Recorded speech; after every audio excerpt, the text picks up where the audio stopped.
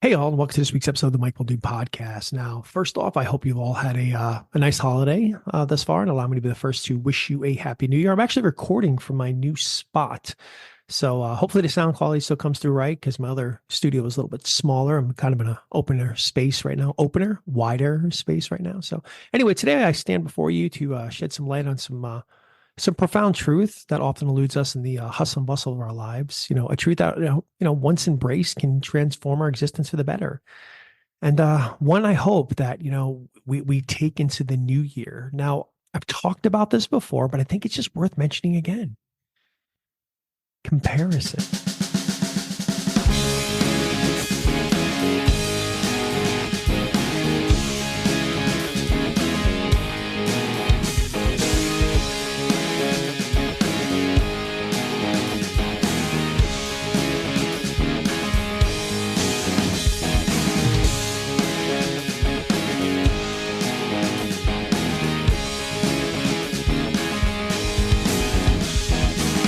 See, we live in an age, of constant comparison where, it's a world where the achievements and lifestyles of others are just thrusted before us through the lens of, social media. It's a world that can also lead us down a perilous path if we succumb to the allure of comparison, our lives to others.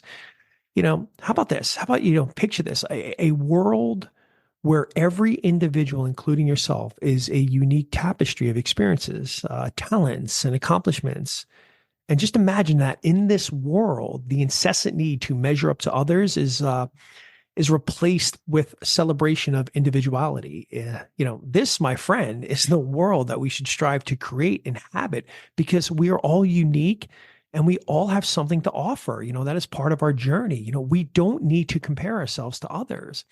And often when we do this, comparison just tends to, it breeds discontent. It creates a distorted lens through which we view our own achievements, rendering them insignificant in the shadows of others and what they've done or what they have. We find ourselves caught in a web of unrealistic standards, forever chasing that mirage that only leads to maybe frustration and doubt. It can cause mental health problems, that precious sanctuary within us, it bears the brunt of restlessness every time, we compare ourselves to others.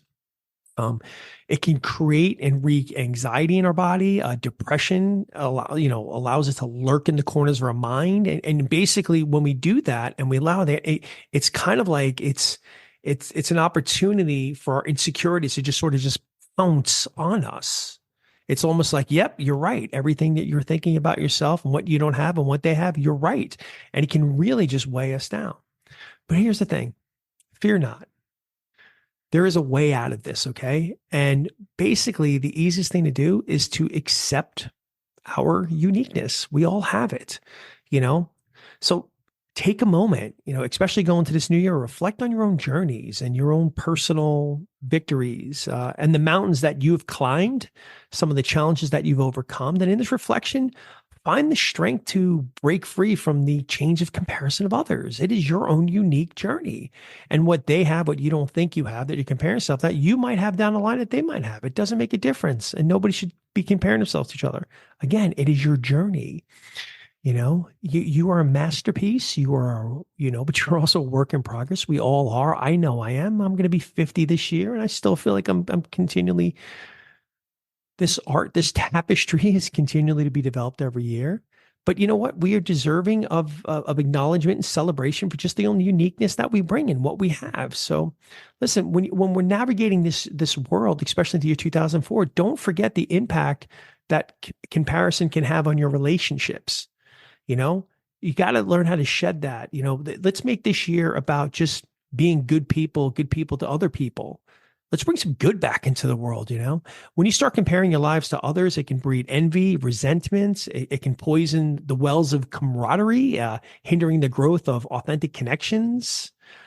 Instead, just choose understanding and support. Create a fostering environment where we lift each other up rather than tearing each other's down by what they have or what we don't have or what we all think we should be having, right? Together, let's make 2024 a place where, we can create a culture that thrives on collaboration rather than on competition. a culture that values individuality and collective growth. And we just do this by embracing your uniqueness, celebrate your victories, and above all, be kind to yourself. See, as we embark on this journey of self discovery and continue developing this masterpiece, this art that we are, let us build a world where the light of our own individuality shines bright, dispelling the shadows of comparison that, so many people live in. So go into this new year confident, being that you are unique and you are enough. As I've talked about in my other podcasts, moving from lamb to lion, you just accept yourself and be willing to go about in the world by yourself if you have to, because you're probably good enough. Don't worry about living up to other people's standards or living up to other people's desires, what they think you should be, or living up to what you think you need to have because of what they have. Be you. Let these words resonate within you. You are enough, just as you are. Embrace your journey, celebrate your victories, and let the symphony of your uniqueness reverberate through, the corridors of time.